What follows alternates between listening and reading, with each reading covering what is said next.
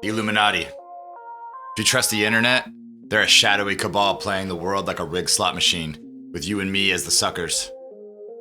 If you trust historians, they're a bunch of 18th century bookworms who flamed out within 10 years or so. But here's the thing. Real or not, the Illuminati's story is a masterclass in human obsession. We love a good villain, don't we?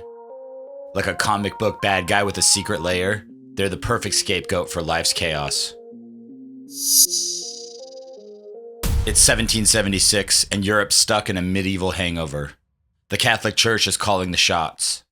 Kings are taxing peasants into the dirt, and free thought isn't exactly encouraged. In fact, it could get you killed.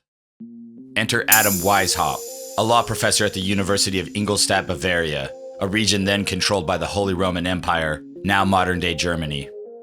In the 1770s, he's sneaking banned books by Voltaire, dreaming of a world where reason, not religion, runs the show. So on May 1st, 1776, he does what every fed-up scholar does. He starts a secret society. He calls it the Order of the Perfectibilists. Sounds like an old-school self-help seminar. And it bombs. So he rebrands. He needs something with swagger. What does he come up with? The Illuminati. Weishaupt's game plan is straightforward. Recruit writers, nobles, intellectuals, and build a squad to spread Enlightenment ideas. No gods, no kings, just pure logic. Maybe even free tacos, who knows? He ends up building it up to 2,500 members, including big names like Johann Wolfgang von Goethe, Germany's Shakespeare. They've got code names. Weishaupt's is Spartacus, because I guess he was feeling extra. They've got secret meetings, ciphers, even rituals. They want to reform society, yes, but they've got bigger plans. They're plotting to infiltrate governments. Weishaupt's not just a dreamer, he's a hustler. He brings in Baron Adolf Nigg, a Freemason with a ton of connections. With Nigg's help, they go viral. By the early 1780s, they're pulling in intellectuals from all across Europe. Their setup? A 13-tier pyramid. Novices, minervals, illuminated whatevers. Basically a cult org chart. Members snitch on each other. They document the weaknesses of other members. Even list their rivals' bad habits. But ambition breeds drama. Weishaupt and Nigg start bickering over the mission. Weishaupt wants paradise. Nigg wants power. And by 1784, Nigg leaves the Illuminati. Then the roof caves in. The church, along with Charles Theodore, a prominent nobleman, bans all secret societies, Illuminati included. By March 1785, it's all over. Weishaupt takes off to Gotha, fired from his professor gig and living like a fugitive. Bavarian officials raid Illuminati hideouts, confiscating their papers, and in 1787, they publish it all. Rituals, plans, the whole thing. This was proof to the public that they were enemies of the state. By 1786, the Illuminati's dead. Or was it? Jump to 1789, just a few years after the Illuminati supposedly disbanded, and France is in the midst of a violent revolution. But who lit the match? According to John Robinson in his 1798 book Proofs of Conspiracy, the Bavarian Illuminati survived suppression by the Bavarian government and continued to orchestrate revolutionary movements, particularly the French Revolution. He says the Illuminati infiltrated Freemasonry, using it as a cover to spread their anti-religious and anti-government ideas. Robinson's book and others making similar claims become massively popular in the 1790s. They're translated in London, Dublin, even New York.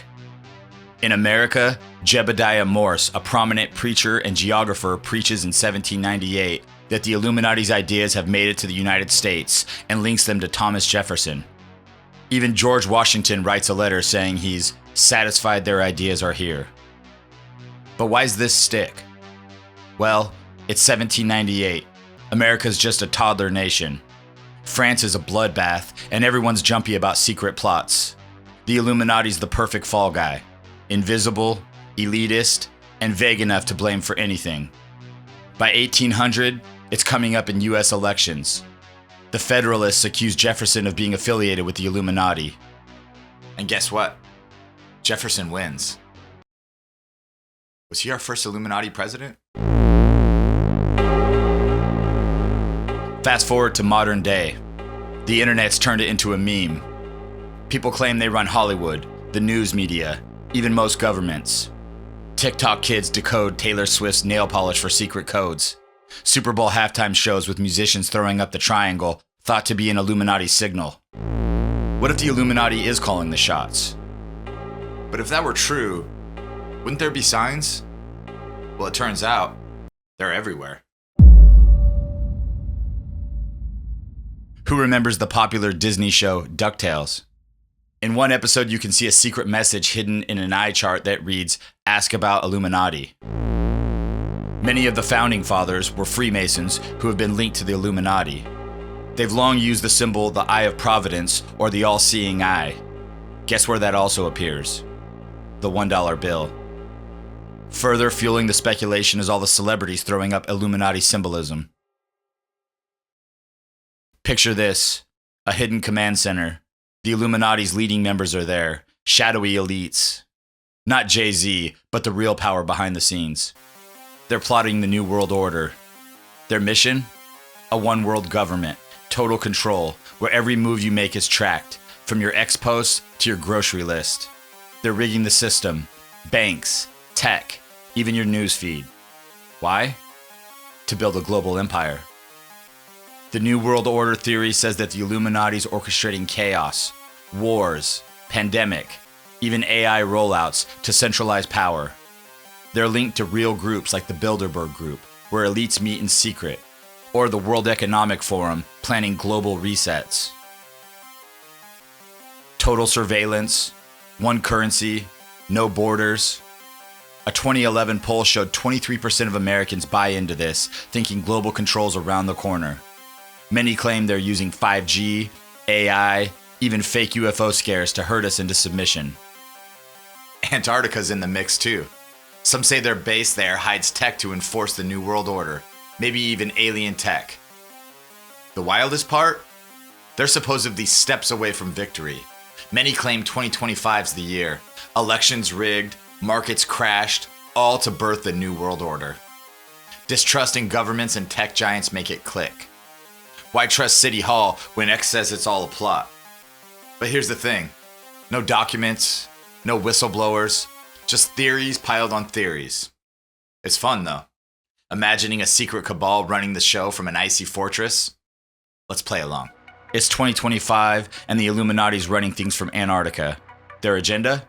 Control TikTok trends, tank economies, push 5G to sink our brains. The goal? Power. A world where they rule and we're pawns. Plausible? I don't know. But it looks like a sci-fi flick where the bad guys win. Count me in for the popcorn. The Illuminati was real once, gone by 1786. Adam Weishaupt's group was a blip on the radar though. The Bavarian government supposedly squashed them and history rolled on. The French Revolution? I'd blame bread prices and angry mobs before a secret club. The truth is, there's very little evidence the Illuminati survived Bavaria, and everything else is a ghost story we keep retelling. Why do we eat this up? It's wired into us. We crave a bad guy to explain the mess. Wars, pandemics, slow pizza delivery. The Illuminati's a blank slate, like a choose-your-own-adventure book.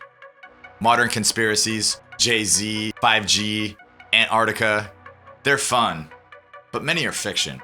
No evidence ties the Bavarian Illuminati to today. The Eye of Providence? It's strange. The New World Order? There's no doubt there's power concentrated in the hands of a small group of people.